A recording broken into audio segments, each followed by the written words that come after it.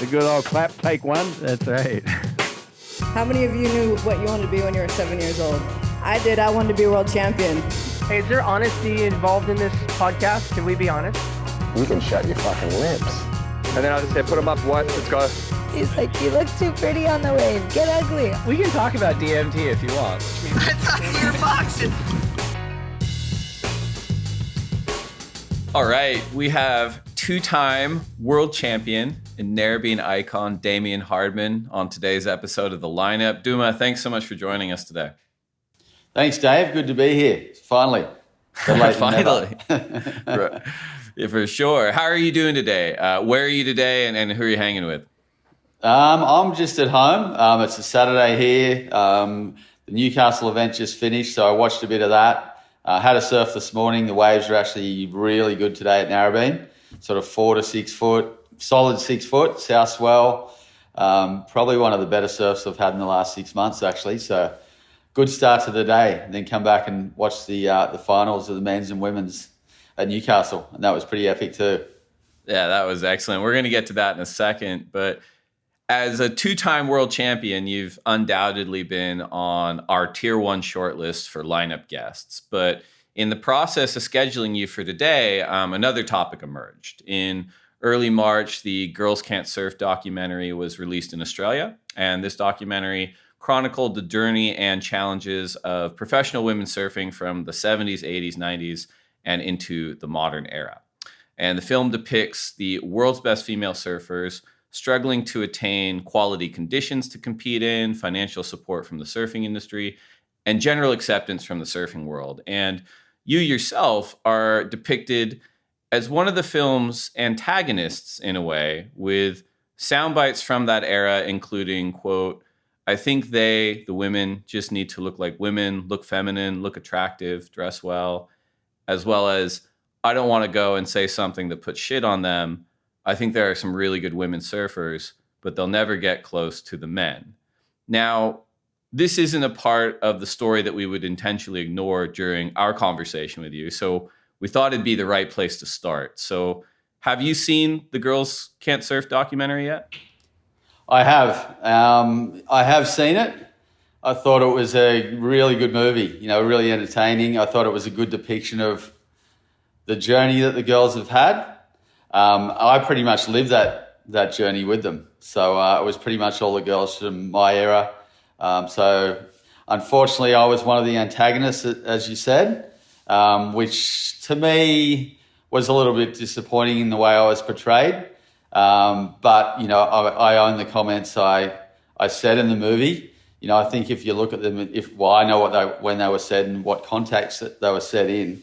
So I'm sort of comfortable with that. But having said that, I definitely don't hold the same views that I held 30 years ago. I think 30 years ago, the world was a different place. The sport was in a different place. It was a younger sport. And, saying that the girls will never be as good as the guys, at that point, there was such a big difference between where the guys were and where the girls were. I honestly believed that at the time. And I think with the benefit of hindsight and looking back and looking where the sport's come from, I can see a day where, the girls, every generation of girl or the girls have just got better and better and better. So, pretty much started with Lisa and Wendy Botha, Lisa Anderson, right through to Steph, Carissa, Tyler. And, they're arguably as good as the guys now. I know there's a lot of guys that will still disagree with that. But for me, I enjoy watching the girls as much as the guys. And it's amazing where it was and where it's come to. It sounds like almost agnostic of the film coming out. Your opinions changed over time between when you made them in the film and now, largely as a result of the performances of the women you just outlined. Do you still talk to some of the women depicted in the film? Pam Burridge, Lisa Anderson, Wendy Botha, Pauline Menser. Do you keep up with them at all? Yeah, well, unfortunately, we basically lived out of each other's suitcases and pockets and aeroplanes for 16, 17 years. But the funny thing is, when you do finish competing, you lose touch with people. But I know, I see Lane quite a lot. I've run into Pauline. I've worked with Jodie Cooper at events, and we get on really well. I think it's one of those things. I think seeing that movie, I guess it brought to my attention how bad their struggles were. I think at the time no one really knew how tough they were doing it.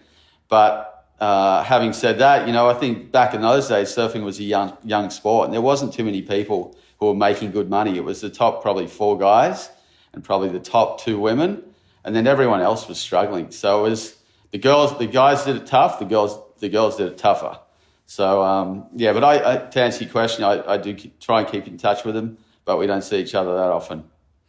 I'm interested in the way that you broke down, your response to the film and your depiction in it. And while you were one of the antagonists in the film, you certainly weren't the only one. And the ones that were depicted in the film probably weren't the only ones around at the time. But you're taking responsibility both for your words and actions, but also acknowledging the fact that you were a product of your environment, both the time and the place. And so switching gears a little bit, I do want to wind the clock back a little bit to that environment you grew up in Narrabeen, because the championship tour is coming there this week that we're releasing this episode. For someone who's never been there, how would you describe Narrabeen to them? Well, I think for someone that's never surfed Narrabeen, obviously the waves are really good. It's probably the most consistent wave in Sydney. It's the one place where if everywhere else is flat, you can go there and there's still surf. But it is probably an intimidating place for a lot of people. It's got a reputation of a lot of, I guess, hardcore locals who protect their wave. I wouldn't say it's a violent place by any means, but there's definitely a lot of guys there who are really protective of their wave. I guess product of my environment, it was a pretty tough place to grow up. But it was a good place in that it was a real leveler. If you were doing well at any time in surfing, those guys were the ones who brought you down a couple of peaks. Growing up was Cole Smith, Simon Anderson, Mark Warren, Terry Fitzgerald. There was it's a pretty serious pecking order. So to get a place in the lineup's pretty tough. It sounds like I might have dodged a bullet because I lived on Goodwin Street when I was a little kid for a couple of years. I could have come up and cut my teeth under you at the time. It would have been pretty good. You sure? How old were you then? You should have. I would have been 2 to 4. So just about, paddle out the back. 4 years old. No worries. No, a couple of years. You missed by that much. I did, yeah, for sure. Well, we have Championship Tour Surfing returning in Australia. We're actually recording minutes after the finals happened in Newcastle. Did you take much of the Newcastle event in? And if so, what were your biggest impressions both on the men's and women's side? Well, I went up there for a couple of days, watched the competition, the smaller days. I watched all of today. I think in pretty much the year that they've had off, it looks like the performance level's gone to another level. I think the girls and the guys are, they're just sending it. So, I think the move Carissa did yesterday was pretty much groundbreaking in girls surfing. I think it was the craziest move I've seen, especially in competition. So I think the guys today, the left that Medina got in the semi-final, that was crazy. That maneuver he did was something we dreamt about in our generation. And the funny thing about Merriweather is it's a right. So it's bizarre that those guys find lefts and turn them into 9.5s. It's I think overall the surfing level had gone up a notch. I'd have to agree with you. And outside of the surfers you listed, your Italos and your Gabriels and your Carissas, switching gears to the wave setup and just the community in Narrabeen this week, do you anticipate anyone else in either men's or women's field to really shine out at Narrabeen? I reckon Narrabeen's going to suit the same surfers that do well at Trestles, because Narrabeen's basically it's pretty moody. It does change around quite a bit.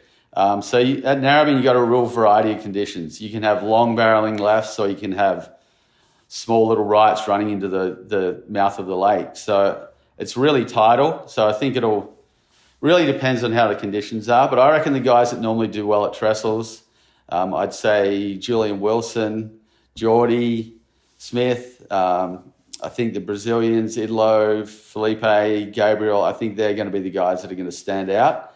And I think in the girls division, I think it'll suit Tyler. She's got power, and Narrabeen's got power. It's got push even when it's small. I think a dark horse, I'd say Isabella Nichols, who did really well today. I think it's going to suit her.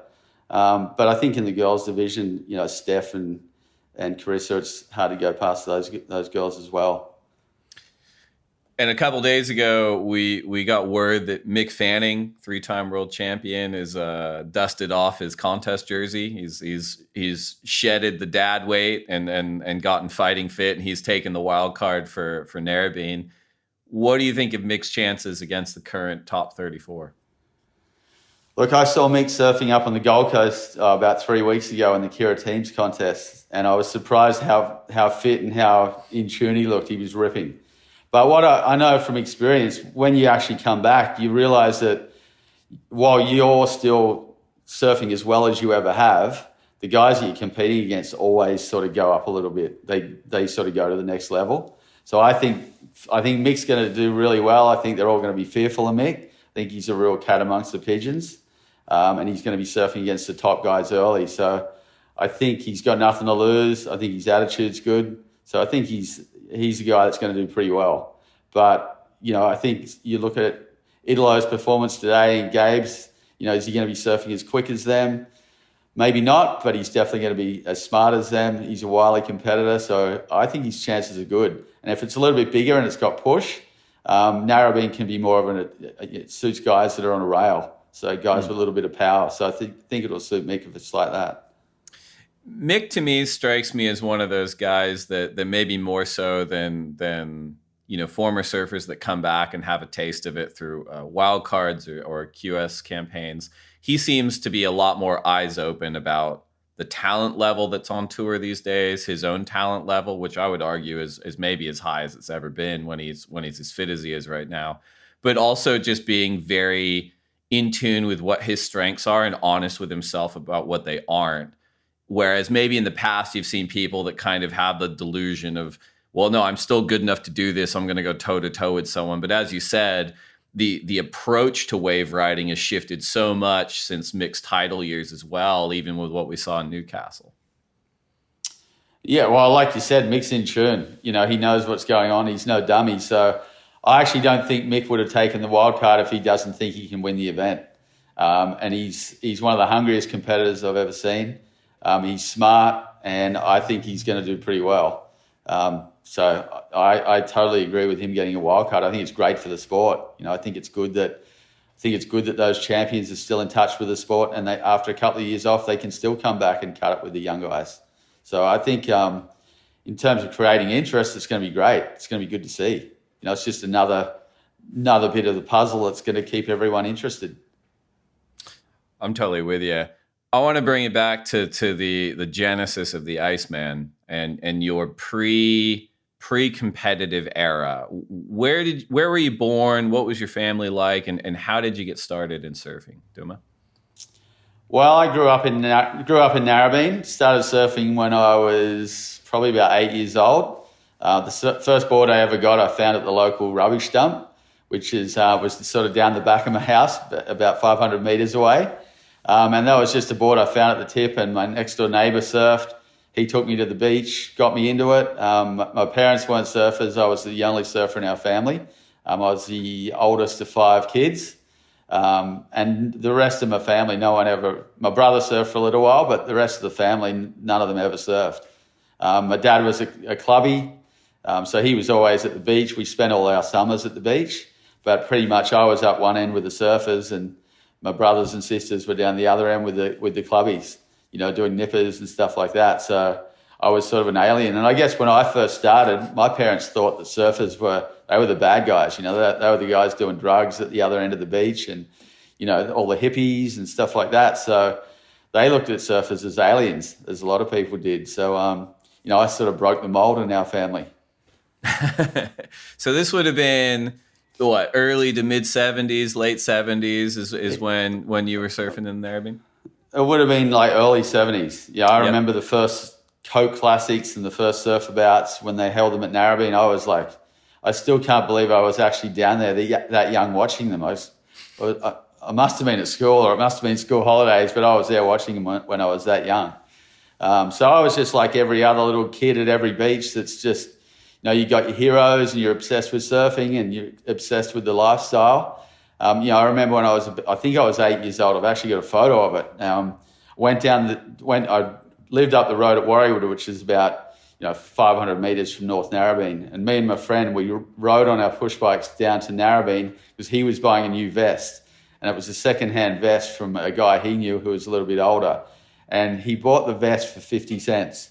So it was I think it was an old O'Neill vest, and it had been stitched together with fishing line. But when we went to buy that vest, the funny thing was they were doing a photo shoot with Rory Russell and Jerry Lopez.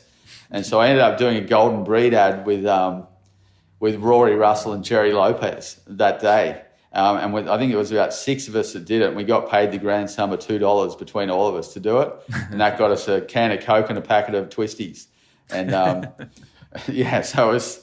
so from a young age, I was that was what I was doing, surfing every day. I was talking to Nick Carroll about this a couple of weeks ago, and just about how things have changed a little bit in that the internet and the information age has really leveled out everyone's access to world-class surfing, in the sense of, you can live anywhere and watch, a Steph Gilmore surf online, or an Italo Ferreira compete online, or you can get an Instagram clip or whatever it is. But that still doesn't match the same feeling you get when the best surfers in the world come to your beach, and you're just shocked, and you're like, wow, this is, and before the internet, that was the only exposure people had to world-class surfing. Well, it was basically magazines. Everything was so delayed. And you know what it's like when you're back before the internet and mobile phones. I guess you waited months to find out what was going on in the surfing world. You waited every month for that magazine to come out, and you'd rush to the newsagent, get the magazine, and you'd see what was going on. But the funny thing was, I guess as stories changed from person to person, they'd started an event, and then by the time it got into print, and it was on a newsstand like 4 or 5 months later, that story may not have been exactly what it was. So, sure. Like it is now, everything's so immediate. It's like whatever happens right this minute is old news tomorrow. So, the good thing is it gives you the opportunity to know what's going on, or you think you know what's going on. But like you said, when you see those guys at your home beach, it's like, that's wow. Like, me as a competitor, I'm a surf fan.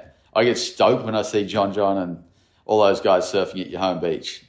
So imagine what the grummets feel. It's the biggest thing that happens when you're a kid. It's awesome. Yeah, they had poor Luke Egan on the steps the whole contest at Newcastle, and every time they went to him, he was wiping a tear from his eyes because the CT surfers were competing at his home beach. Yeah, well, that's when you're a kid. That's your dream. You see those guys. You used to only ever see those guys in the magazine. Now you see them online, and you see them on Instagram and Facebook and all the different sites. But it is way different when you see them live at your own beach. There's so much more. Well, it's just more special. They're real people. You get to see what they're really like, and you actually see how good they really are. Because the internet makes it look good, but in real life, I think they surf better than what they look online. 100% too. I like what you said too about, it used to be months before you even found out what happened at a contest with the magazines. I vividly remember the first time the Triple Crown was doing just live scoring. There's no audio, no video. It was just the old mono-zool like scoring system, Beach Bite.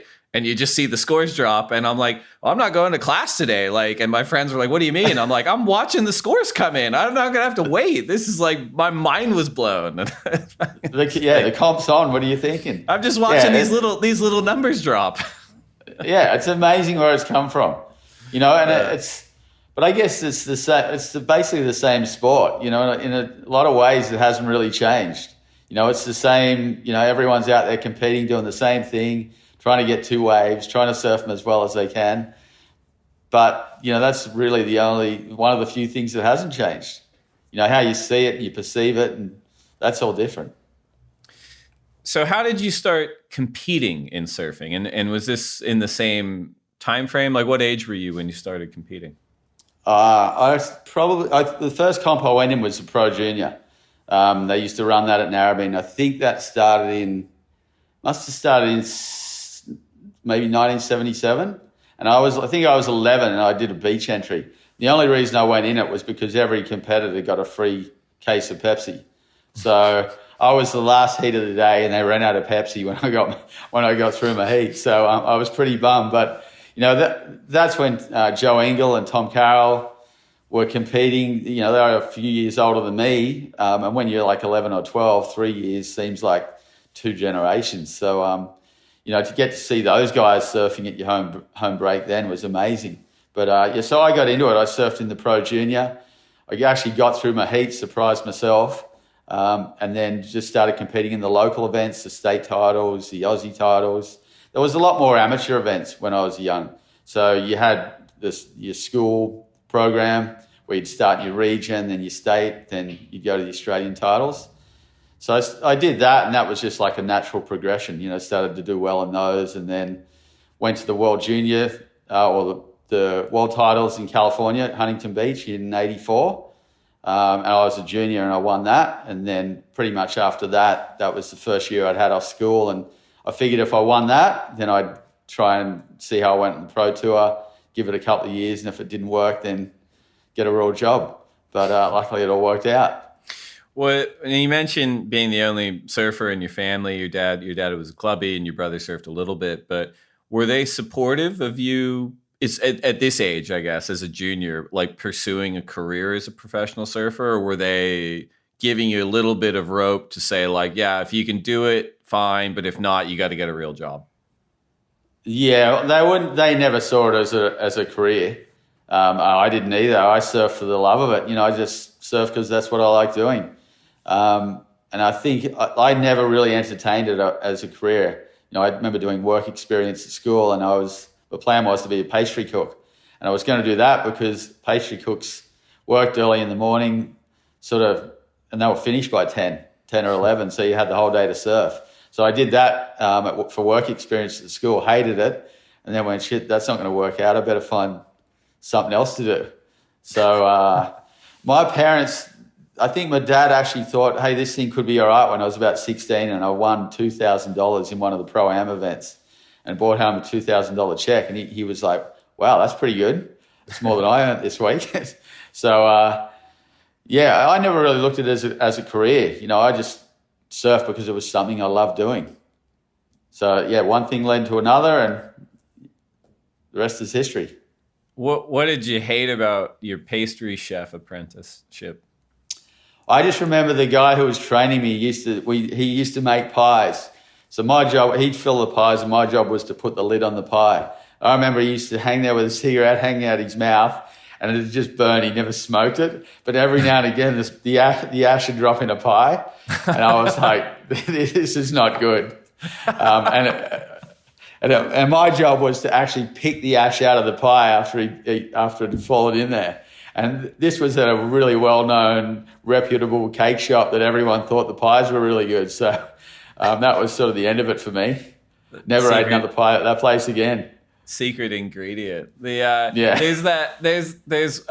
said this before. I should look up which Malloy brother said this. I'm just going to say it was Chris. Chris Malloy said this, but it was years ago, and they were asking him about like kind of the paradox of being a professional surfer when, they're like, well, how do you justify being a professional surfer to all these other kind of soul surfers out there? And he was like, well, he goes, the way I look at it is you can either, he's like, I just want to go surfing. So he's like, the way I look at it is like, I can go hammer nails to pay for me to go surfing, or as a professional surfer, I can go surf to get paid to go surfing. So I'll be a professional surfer, I get to surf more. And I've always thought that was kind of the simplest explanation of being like, well, why would you be a pro surfer?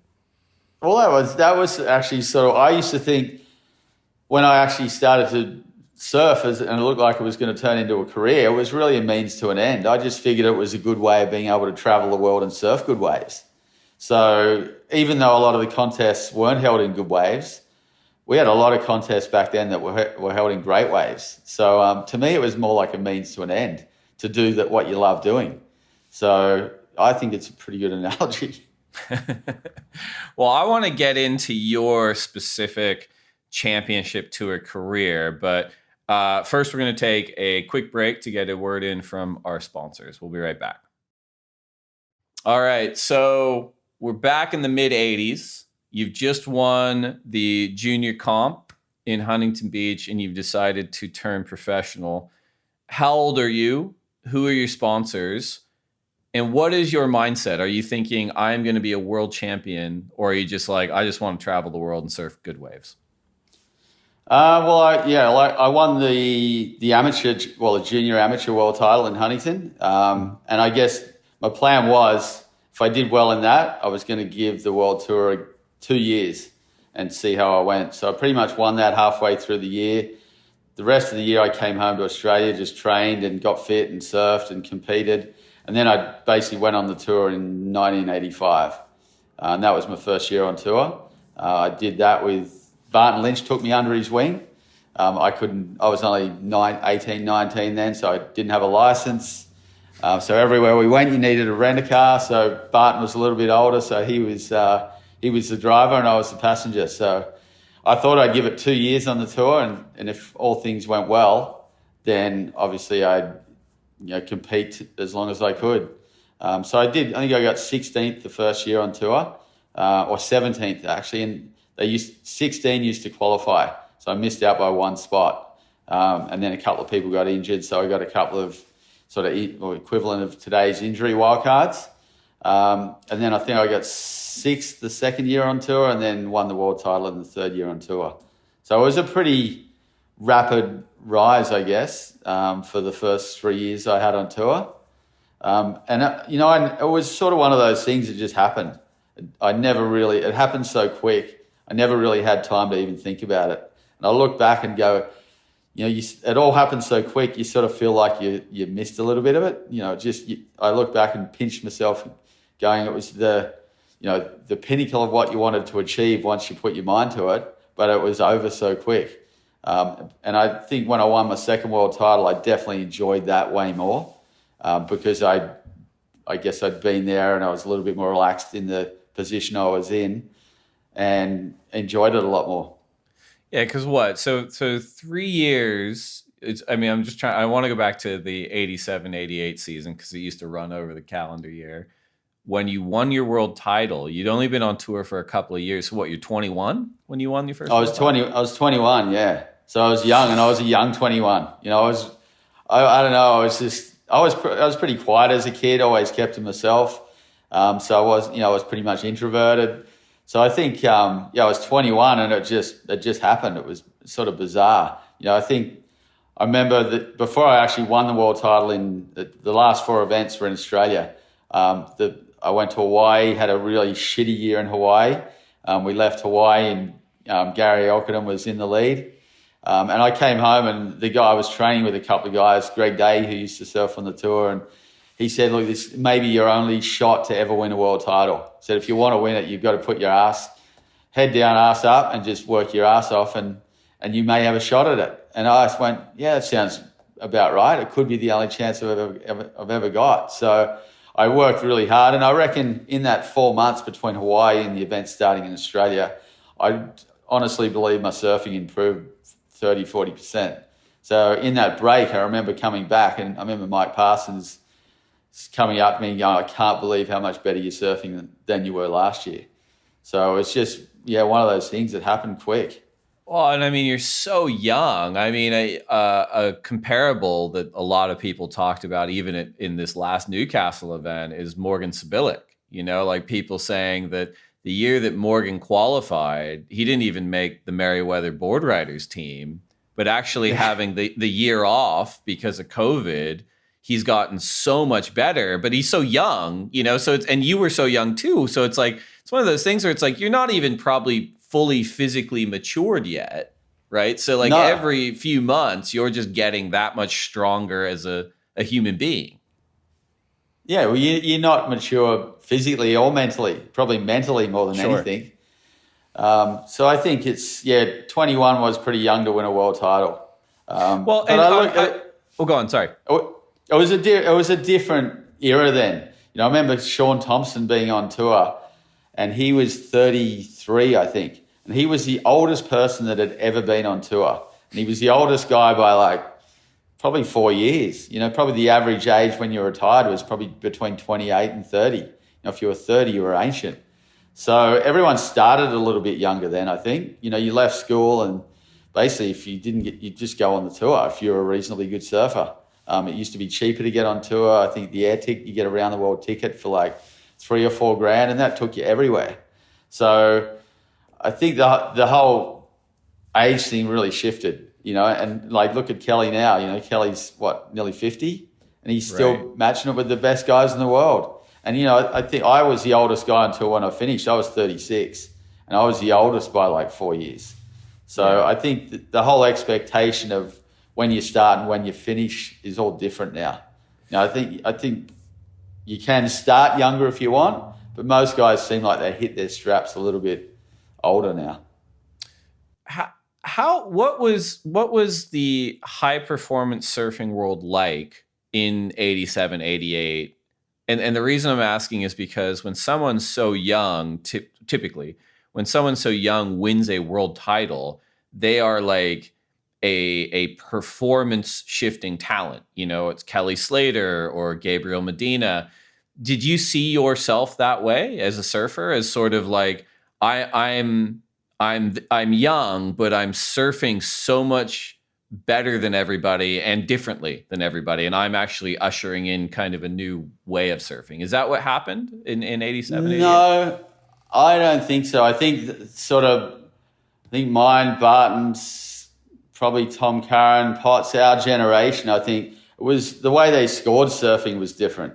We came in at a time where priority was just, they just introduced the priority buoy.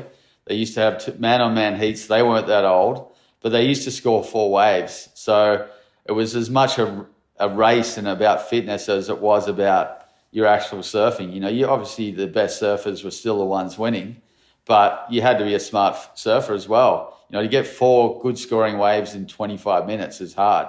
It's hard getting two waves now. So I think the performance level wasn't as high as, I think every time they dropped a wave, and because it went from the best 4 waves to the best 3 to the best 2, which it is now. Yeah. Every time they did that, the performance it probably got twice as good every time they did it. Right. So I think we were in the early or the late 80s. I think it was a time when it was consolidating and everyone was probably a bit more conservative because you were it was almost like a maths equation. What do I need to score in my best 4 waves to get through a heat? Whereas now it's not a maths equation. It's basically, I've got to get 2 8 or 9 point rides to win a heat. So it's about performance, and it's about delivering the best you can do on those 2 waves. You can't be conservative. And that's why surfing's where it is now. It's because it's more cutthroat. And I think the emphasis is now on performance, not scores. Right.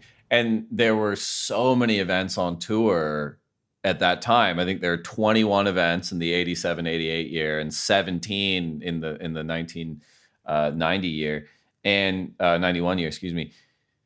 Do you think, here's an interesting question. If you took your surfing at the time with your peers on tour at the time and you put them into the modern championship tour, let's say the 2019 season, 10 CT events at those venues, top 2 waves, do you think that you still win your world titles? That's a good question. I've never even thought of that. I think I definitely would have won the first one. The second one, I think that was the one that came down to the wire in Hawaii when Tom Carroll got the interference. So I think that format probably would have suited Tom a little bit better, especially at Pipe. Tom's the sort of guy that could have won an event, could have won a heat at Pipe with an interference. So I think overall it'd probably work out in the wash and you'd pretty much get the same results, but you'd obviously have events that would suit everyone differently. So Right. the waves that they surf today, like there was no Chopu, there was no J-Bay, there was, it definitely wasn't the Dream Tour. It was, we turned up on a Tuesday and we started on a Tuesday, finished on a Sunday, and whether it was 2 foot or 20 feet, you surfed. Didn't matter. And that was, going back to the Girls Can't Surf movie, that unfortunately we were all there at the same time, all surfing in a 5-day window. We all actually surfed pretty shitty waves. There was a few events where they made a conscious decision to put the girls out before the guys when the waves were shitty. But overall, we surfed a lot of crappy events. But at the same time, some of those crappy events were the funnest times you ever had in your life because the waves weren't as good. So you made your time there good. I was talking to someone about this recently. I can't remember if it was Pat O'Connell or Ross Williams, but they said something similar where they said, look, actually the Dream Tour, like high quality waves, and a lot of them are a finite resource, and they said even these Dream Tour events, and you'd know this from your days as a contest director, some of those days when you see the very best waves of the year coming through, some of those heats are just dead because those days are really lully sometimes. And that's just kind of life on tour. Yeah, it's surfing. You could be anywhere. You could be G-Land, Fiji. You got a long period swell, and you just have a heat that stops. Yeah, and that's just surfing. That's just part of it. But I think when I was probably getting ready to hang up my boots, probably around 80, so probably 97, 98. But the thing that kept me on tour was the possibility that Fiji was going to be on next year, the possibility that G-Land was going to be on. So pretty much I hung on the tour for 2 years longer than I really wanted to, just to surf or surf a couple of events at Cloudbreak. So like what those guys get now, it's amazing. That was our dream. That was our dream tour, to be surfing 12 events a year, surfing good waves. Doesn't get any better. What a lifestyle.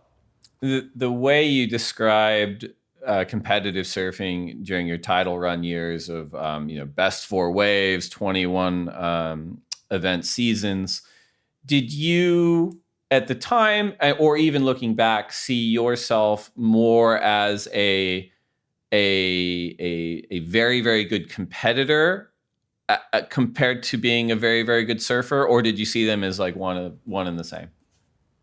I thought they were one and the same. I was well aware that I was an exceptional competitor.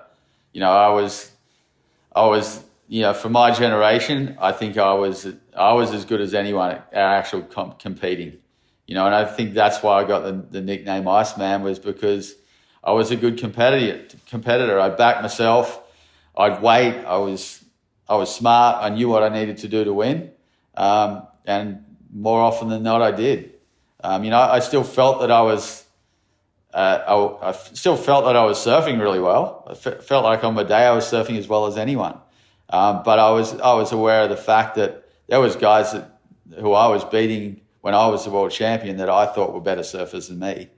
And I think every generation, most people who are realistic understand that. It's not always the very best surfer is the best surfer. And I think that's why surfing's subjective. Like even now you watch Idlo and Gabby, and I've got a different opinion than my mate watching it next to me has.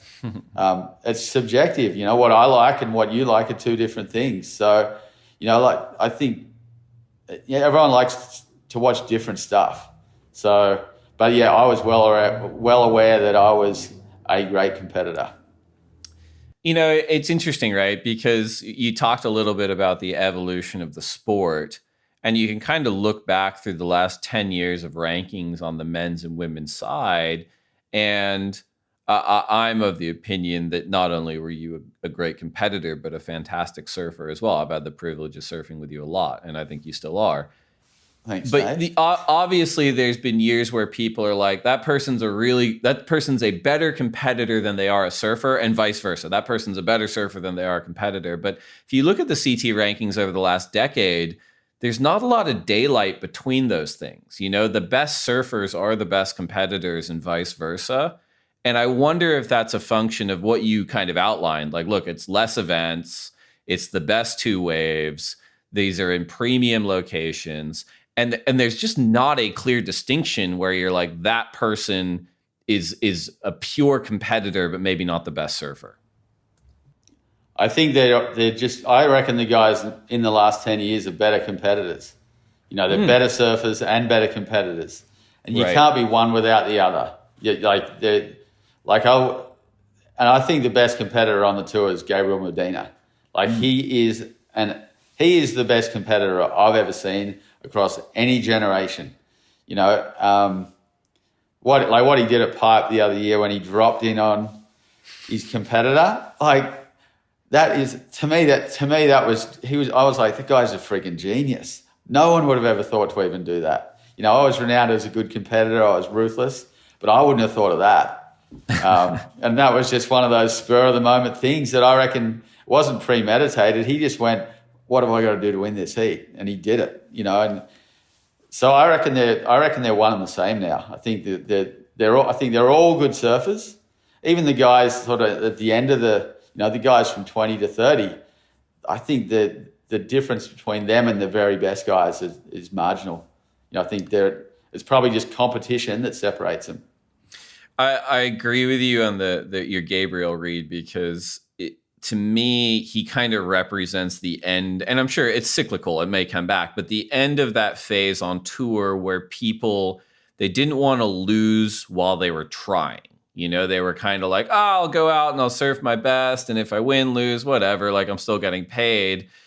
And when Gabriel won early CT events and then won the title early, I think he kind of flirted with I want to be the good guy. I want to be the white knight. I want to be the sheriff or whatever.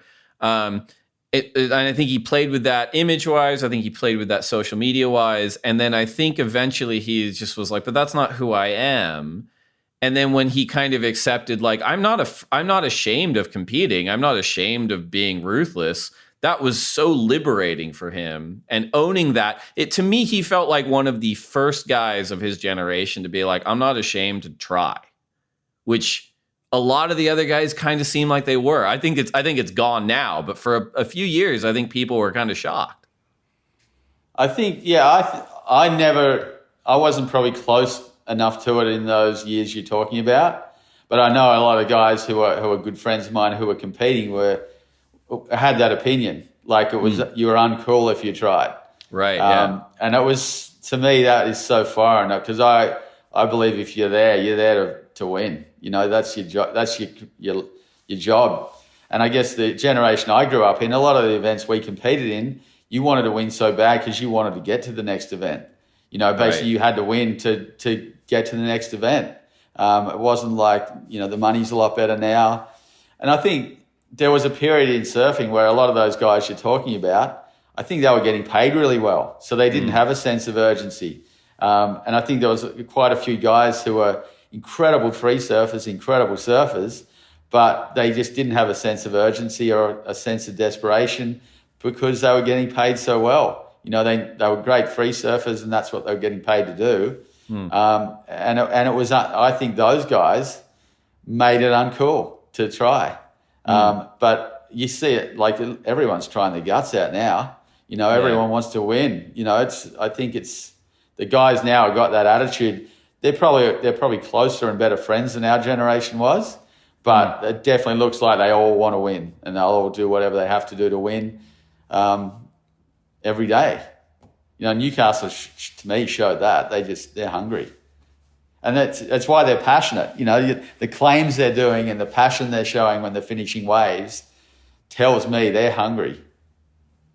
When you say they're better friends today than they were during your generation, was there tension outside the water when you were on tour? A little bit, yeah. Yeah, I think we all kept to it. You know, I think everyone had their rivalries. You know, I think when I was when I was training to when Potts won his world title, we'd cross each other training. We were bike riding, so he'd be going one way, I'd be going the other, and there was tension. Me and Barton had a stand-up fist fight in a bar in Spain one night. There was a lot of tension. It was there was probably 8 of us that were really, basically all going for the same goal, and we were all hungry and we all wanted it. We're all really good friends now. That's the funny part. And I think most of the time we left it in the water, but there was definitely tension. There was people that you wanted to beat more than others. I had a really good rivalry with Potts. We hated competing against each other. We hated each other, I think, when we competed. But we're really good mates now. It's the same with Gary Elkinen. We had a really good rivalry, but we're really good mates now. You before we leave your competitive days, I do want to talk about Bells Beach, because you talked about your ability to compete and your ability to figure things out, and in my good fortune of having been able to be on tour and travel to all these places, that seems to be illustrated the most at somewhere like Bells Beach, where the place changes so much, there's so much weather, and you were not only a 2-time winner of the Rip Curl Pro Bells Beach in 88 and 93, but you finaled there an additional 3 times in 89, 91, and 97. Can you kind of break down your approach to surfing at Bells Beach, what the venue meant to you, and if I'm on the mark or off the mark on saying that, yeah, it suited your ability to persevere and adapt and compete? It did. I think the first year I went to Bells, I was 16, and I went down with Al Hunt. We stayed with all the Narrabeen guys, stayed with Simon, and Simon had won the event the year before. And the year I went down with Al and those guys, Tommy Carroll was in the final against MR. And I remember watching the final on the rocks, and I think the common consensus was amongst the crowd and all, there was Wayne Lynch and all those legends hanging out, was that it was really hard for goofy footers to win Bells. And a lot of guys thought it was almost impossible. They thought it suited natural footers. And I remember competing there the first time on a thruster, probably 85. And that I thought it was the best backhand wave I'd ever ridden. It had that bowl that came round. It was fat. And for a goofy footer, you could come really square off the bottom. So you could get really tight in the hook, right up in the pocket. And it just suited my surfing. And I always thought it suited all the goofy surfing. I remember some of the best surfing I've seen there is by Tom Carroll and Occy.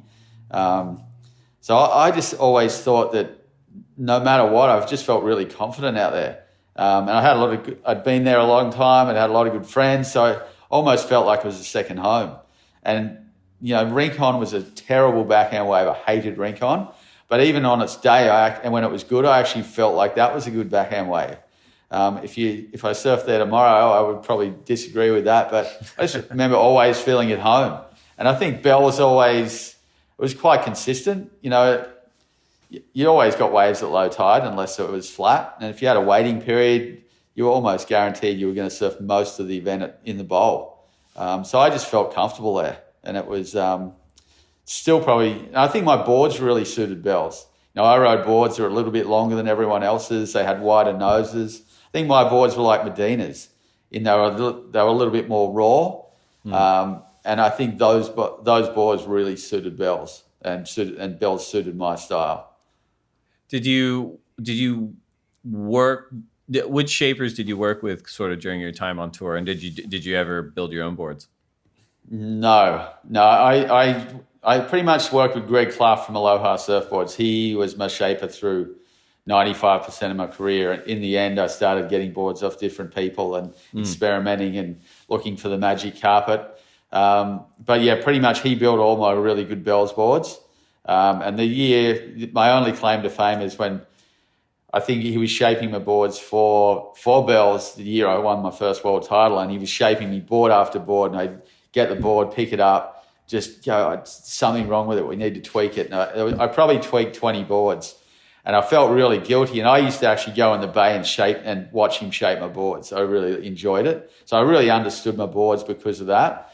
And I remember he really had the shits one day because I just kept saying, can you take a little bit more off the tail? Take a little bit more off that rail. And it took, like, he probably shaped a board in an hour and a half. It was like 3 hours later and he's still making minor adjustments.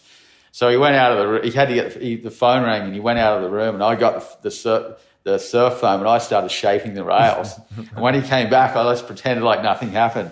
And that was the magic. That was the magic board that I ended up winning, I think, 9 events on that 1 year. So that's my only claim to fame as a shaper. Shaped one on the board. That's a pretty good one. Yeah.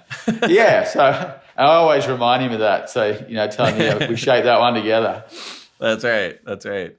So you said you stayed on tour a couple of years longer than you think you maybe should have, because the makeup of the tour was changing, in the sense of it was leaning more towards sort of these idyllic venues of Garageagon and Cloudbreak and restaurants. What went into your decision to retire from championship tour surfing? Well, I think there was, the year I retired, I was still in the top 10. I had a testimonial, I think, in 1998 with Barton. The plan was we were both going to retire at the same time and go into business together. So we went into business together.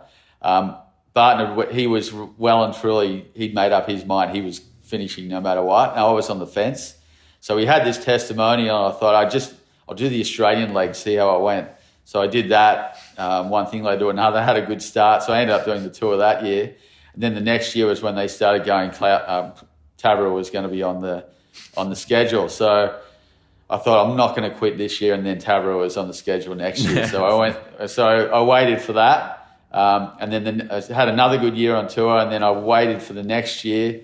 I had young kids, and the first few years I traveled with them. They were like 2 and 3, or 1, 2, and 3. And then once they got to like 4 and 5, it just became really hard to travel with the young kids. So that was sort of weighing on my mind. I remember, again, surfing the Australian leg, doing well. Surfed Tabarua. I think I lost to Oki. And then went to the OP Pro at Huntington. I think it was still the OP Pro. And I got there and I just could not get motivated. It was like 2 foot. It was in the 2000 year, and Andy Irons was the next guy in line. He'd missed out by 1 spot the year before. So I had Andy, and I was on the fence. Everyone knew I was sort of undecided. And I had Andy's dad ringing me going, "What are you doing? Are you gonna quit? Andy wants your spot. Can you just let us know?" I got there and I was just I just couldn't get motivated to surf small, dribbly Huntington.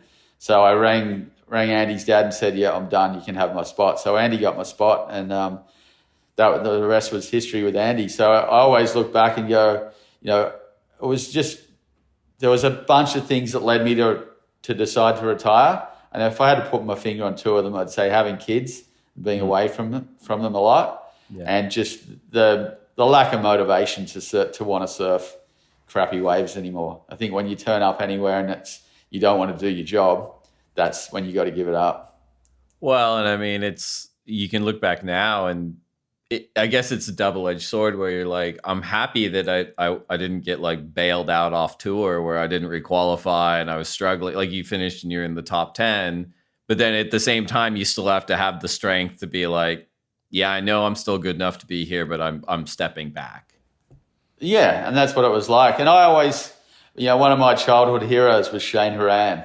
And, to be able to get the opportunity to surf against him and compete with him and travel with him, I thought I still think he's one of the best surfers in history.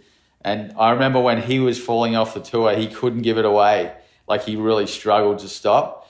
And in the end, he with all due respect to Shane, if you drew Shane in the heat in his last couple of years, it was almost like you felt like you had an easy heat. And I always thought, I don't want to go out like that. And I always thought, it's a really hard thing to do. It's hard to know when to finish, and it's hard to know when to retire. And I think I look back and go, I was lucky I got out on top. I so could have done 2 or 3 more years and done what Shane did, and just, you're there too long and you become fodder for the young guys. Yeah. And that happened to a lot of people. Well, and for a lot of people, whether they leave because of their own decision or they become fodder and they fail to requalify, it's still very, very hard to kind of leave the traveling life and to leave the circus, to leave what is sort of your tour family in a way from a career perspective and a financial perspective, were you pretty well set up when you decided to retire from competing? Did you have other kind of work avenues that you'd set up? You mentioned the business with Barton, but was there anything else that you were doing at the time? I was always in business in some form, but when I'd retired, I wasn't in a position in my life where I could retire and live on my earnings from pro surfing. I'm still working now. I'm a worker and I actually love working, but no, there's no way I could have. I had to get a job. So I always had interest in surf shops. I always had partnerships with other people while I was competing. Obviously, none of them made me enough money that I could retire. I never thought of opening a brewery, starting a beer company. Obviously, if we had thought of that, things might have been different. But I finished on the tour, had a few opportunities, but every business opportunity I had to create myself. Mm-hmm. I became the distributor for Von Zipper Eyewear in Australia for a while, Sector 9 skateboards, and I was in business with a couple of other people with that. I found the hardest thing when you finish competing is you don't know what to do, because you all you know is competing and traveling and surfing. I did my high school certificate, didn't go to university. So really, for me, I found it a really hard transition, because you're finishing doing something you love and you're the center of attention and you get a lot of opportunities and you get a lot of adulation. But when you finish competing, wow, you're in the real world. And and I think for most surfers, I think most of them really struggle with it. I know all the guys from my generation, I know a lot of them still struggle with it. So, I went from doing that to getting involved in retail. Everything I've done has been around surfing, but pretty much I'm in retail now. I was lucky enough that Rip Curl sponsored me through my whole career. And so they pretty much gave me some opportunities to work with them in their retail stores. And that's pretty much what I've done since I've finished competing, as well as, directing some of their events, working with the ASP prior to the WSL. And that was pretty much it. So, I'm a retailer, I guess, is the long and short of it. Well, it sounds like even if you'd started a Balter version back then and you'd sold it for God knows how much money those boys sold it for, it doesn't sound like you'd want to retire. You're a busy guy. You like doing stuff. You like being in the scene. I do. I still enjoy surfing. I still surf every day if I can. It's my main passion. I still follow the sport, keep in touch with what everyone's doing. I'm not the sort of person that can do nothing. I need to keep busy. So all my staff probably will tell you that I work way harder than what I should, but that's just me. I've just always been one of those people that's driven. So I've just got to look to the next thing. You mentioned the challenge in transitioning from being a competitive professional surfer to life and work and everything, and how it's a pretty universal challenge for surfers. I've talked to a few people about this, and I'm wondering if you have any ideas or suggestions. Looking back, or even looking at the tour now, is there anything that the WSL should be doing to help prepare surfers for their post-competitive career? And by that, I mean, I had a conversation the other day of like, well, should we be raising the junior age back up to 20? Should we be encouraging kids to kind of finish high school or to get their high school equivalency before they do the QS? Should we be providing professional training or sort of secondary education on tour? Because when you kind of compare it to other sports, and I'll use sports in the US as a reference point for myself, but they kind of have a built-in experience system, right? Where it's like, if you're going to play in the NFL or the NBA, you're probably going to finish high school. You're probably going to go through the collegiate system, because that's your sort of, and then you get to the pros. But as you said, in surfing, there's a lot of kids that are, mid-teens, late teens that are like, I want to qualify now. And I don't know if that's the best thing, but I want to get your insights on it, because you obviously qualified very young. I think the short answer is no. I don't think the WSL should be providing extra education. I think it's really up to the individual what they want to do. I think everyone's been brought up differently. Everyone's got different opportunities. I think like I think most of the sporting organisations in Australia, they offer extra counselling and guidance and, you know, I guess training on how to deal with media and things like that. But at the end of the day, it's really up to the kids whether they absorb it, whether they want it, whether they get anything out of it. You know, I think it's really up to the kids. I think we really need to encourage kids to think about the big picture rather than just the small world of professional surfing. You know, I think it's such a small part of your life in the big scheme of things that I every kid I speak to, I really encourage them to finish school. You know, I think if you finish school, at least it gives you the opportunity to do other things, you know, go to university later in life or study or broaden your horizons doing whatever else you want to do. But at the end of the day, you can't force anyone to do anything extra. I think you've just got to encourage people to spend a bit more time in school, you know, and I know a lot of kids are getting homeschooled now, you know, some successfully, some unsuccessfully. But I think the one thing I think we've got to encourage kids to do is just have a broader horizon, broader perspective on what they want to do. You know, and when you're 16, sure, you want to travel the world and surf good waves, but you can still do that and finish school. So I think the WSL should encourage people to do other stuff and better themselves, but I don't think we can make them. I think it's a pretty good answer. We did put a call out to the Instagram community to see if they had any questions for you, and we picked a couple. Okay. The first one is from, I think it's I.M. Matson. Who was the hardest person you had to surf heats against while you competed? Well, the two hardest people were Barton Lynch and Martin Potter. Martin Potter, just because he was so aggressive. You know, he was the sort of guy that you'd paddle out against and he'd hate you. He wanted to beat you. He wanted to humiliate you. So you knew exactly what you were going to get with Potts. He'd growl at you, spit at you, wrestle you, he'd do whatever he had to do. So you just knew every time you paddled out against him, he was going to give it to you. He was hard for that reason. Barton, it was just such a good competitor. And I guess Barton took me under his wing, and he actually probably taught me a lot of the stuff that I knew the first few years I was on tour. So we always had a good rivalry because he felt I should have been more appreciative of what he taught me, and I felt, no, you didn't teach me anything. So, so yeah, I'd say those two guys were definitely the hardest. I like that one. All right. Natan_Day asks, do you think Carissa Moore's sensational air will push other women on tour to attempt similar maneuvers?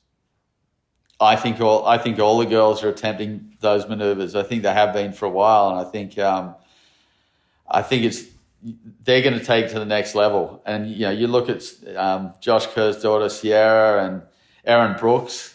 Like, what are they? They're sort of 12, 13, 14 years old. Yeah, early teens. Yeah, early teens. They're just going to the next level. So I actually believe that generation is going to be the generation that basically is, you know, they're surfing as good as the boys of the same age. They're probably surfing better. So I actually think those young girls are going to be the ones that are really going to bridge the gap, and that will be the leveler. Like, I think that's when guys and girls will be competing on the same level. And, you know, it's probably 4 years away. But the girls, what the girls are doing now, they're all doing it. You know, like they're all doing airs. So it's just they're not making them as often in competition, so you don't see them all the time. Yeah. All right, the third question, celebrity question from Jess Miley Dyer. She's she's making calls in Newcastle and then writing in for the podcast questions. It's good. But I like this question. Tell us about a time that Renato Hickel ripped you off as head judge. Oh, I can't. I think every head judge rips you off at some point. I can't actually remember a time when Renato ripped me off. I'm sure there was a time maybe I stormed the tower and gave him a gobful. I'm not sure, but I actually can't remember one specific time where I could pinpoint. we always say that judging at surfing's like the least appreciated job on the planet because every surfer hates you by the end of the event. Well, actually, at the end of every event, only one surfer thinks the scoring was okay, but even they probably thought they got underscored too. So yeah. Oh, it's a thankless job. Well, those are the Instagram questions. And we do have one final segment. This is the lightning round. So it's 10 questions and answer as quickly as you can. Okay. If you could only have one board set up for the rest of your life, single fin, twin fin, thruster, quad, bonzer, or finless, which would you choose? I'm conservative. I definitely choose thruster. Coffee or tea? Coffee. Burrito or pizza? Burrito. Last book you read? Last book I read was, I am reading an autobiography on Gail Kelly, who was the CEO of one of the big Australian banks, Westpac. So I finished that a couple of weeks ago. Okay. Best surf film ever? Best surf film ever? Definitely Morning of the Earth. One wave you never have to go back to? Chopu, without a doubt. No, Chopu it's under 6 feet's fun. Any bigger than that, I'm happy not to go back there. Only get to surf one wave for the rest of your life? Well, that's a good question. I'd say restaurants at Tavarua. Best person to share the lineup with?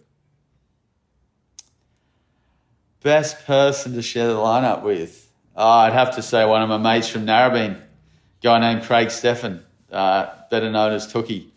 We've travelled together to Indo and a lot of places when we were really young, and he's always good value. Worst person to share a lineup with?